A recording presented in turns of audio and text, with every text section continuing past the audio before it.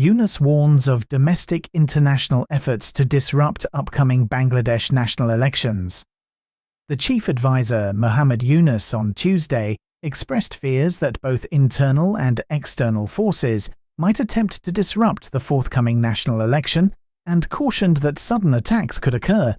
He said that there are challenges, but they must be overcome. He made the remarks while presiding over an election preparatory meeting at the state guest house, Jamuna. None dropped yet from July murder cases.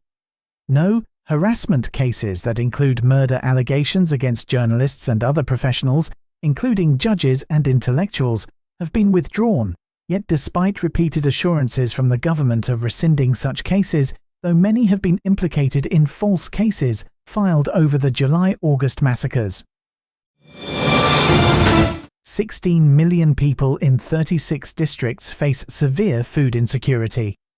Nearly 1.6 crore people across 36 districts in Bangladesh are facing high levels of acute food insecurity, while 16 lakh children are acutely malnourished, according to an Integrated Food Security Phase Classification report.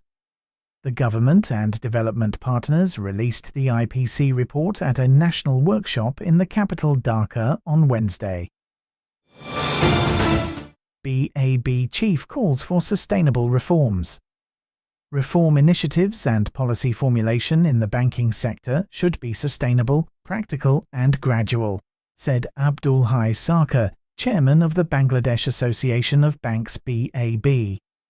In an interview with New Age, the BAB chairman discussed the importance of coordination between the regulator and banks, the need for stakeholder involvement in policy design, and the implications of ongoing reforms in the sector. IMF objects to unsecured lending by central bank.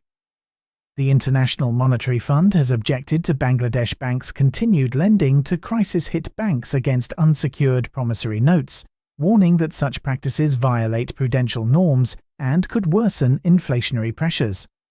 IMF officials, led by Chris Papageorgiou, raised the objection during a meeting with the central bank on Wednesday as part of the lender's ongoing review mission in Dhaka.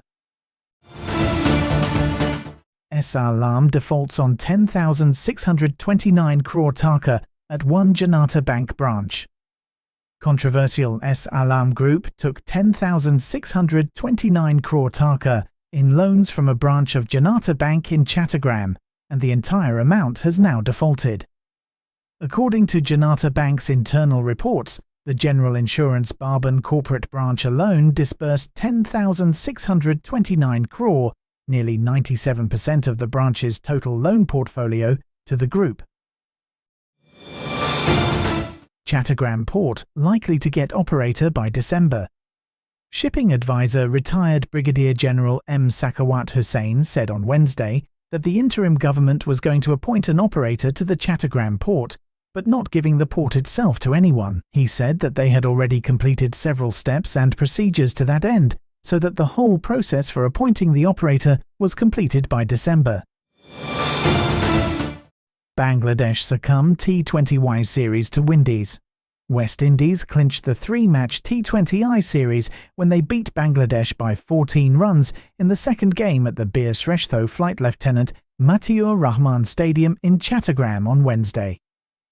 The hosts failed to chase down 149 despite Tanzid Hassan's half-century, as they managed 135 for 8 in 20 overs.